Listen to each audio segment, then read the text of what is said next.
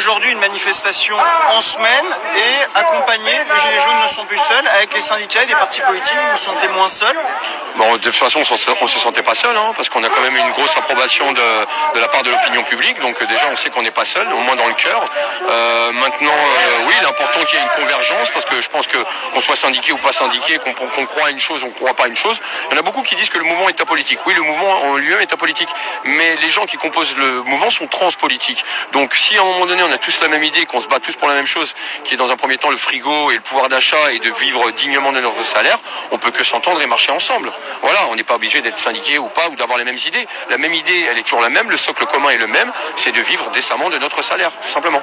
Et vous vous sentez plus fort justement quand les syndicats qui au départ venaient pas trop avec vous, les partis politiques, finalement vous rejoignent sur ces journées de mobilisation? Bah ça fait plaisir, ça fait plaisir parce que en plus c'est des gens qui savent faire, qui savent gérer ce genre de situation. Nous on découvre les manifestations, l'organisation, moi c'était pas mon boulot, jamais j'aurais cru de faire ça un jour dans ma vie. C'est là où on voit quand même la polyvalence du peuple français qui est capable de s'adapter à chaque situation et de pouvoir justement organiser des manifestations. Mais voilà, moi en tout cas je suis content de les voir. Tout le monde est le bienvenu, qu'on soit syndiqué ou pas syndiqué, qu'on croit en une chose ou qu'on croit en une autre. L'important c'est, je vous dis, c'est le socle commun, les trois principales revendications qui sont la baisse des taxes, peut-être une nouvelle forme de démocratie qui peut passer par le RIC et la fin des privilèges de nos gouvernants parce que ça suffit. Puis moi aujourd'hui je rajouterais deux autres choses. Donc la première, je suis investi d'un nouveau combat, la fin du LBD 40, qu'on arrête ces mutilations de guerre. Et puis mettre quand même en avant ce problème de démocratie qu'on a aujourd'hui en France, c'est-à-dire cette belle école républicaine qui m'a initié à l'éducation civique avec les préceptes de la liberté, égalité, fraternité.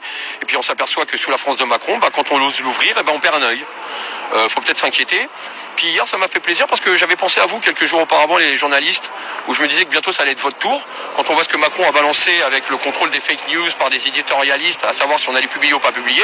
Les gars, bienvenue dans la ronde, bientôt c'est vous qu'on va faire taire.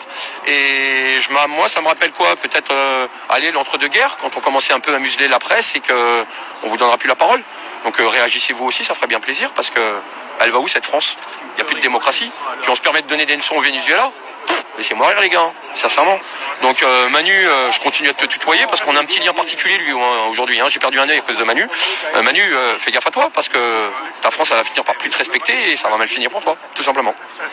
Est-ce que les Gilets jaunes se transforment aussi maintenant? Vous prenez part à des manifestations qui sont déclarées avec un parcours bien établi au milieu d'une semaine. Est-ce que c'est aussi une transformation pour le mouvement des Gilets jaunes? C'est pas une transformation. On vit dans un pays qui a des lois. Si la loi nous dit qu'on doit déclarer une manifestation, on nous traite de xénophobes, d'extrémistes, de parias, nous on a fait un pas, on a déclaré, d'accord? On a fait le jeu du gouvernement, on a fait le jeu des lois. Derrière on reçoit quoi? Des coups de matraque dans la gueule et des coups de flashball.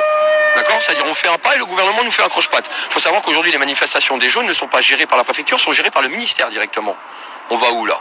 D'accord? Donc nous on fait un pas et derrière on prend des coups de matraque. On a joué le jeu de la loi, on a joué le jeu du gouvernement en déclarant et on finit par se faire flinguer à la fin d'une manif.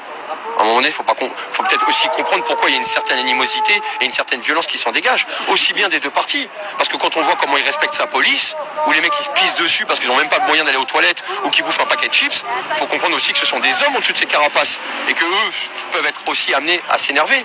Donc moi je réitère mon appel aussi à la police, un suicide tous les 2 jours depuis le début de l'année, ça suffit. Est-ce que votre gouvernement vous respecte aujourd'hui? Donc à défaut de ne pas vous respecter, rejoignez-nous au lieu de nous opposer, tout simplement. Merci. Merci.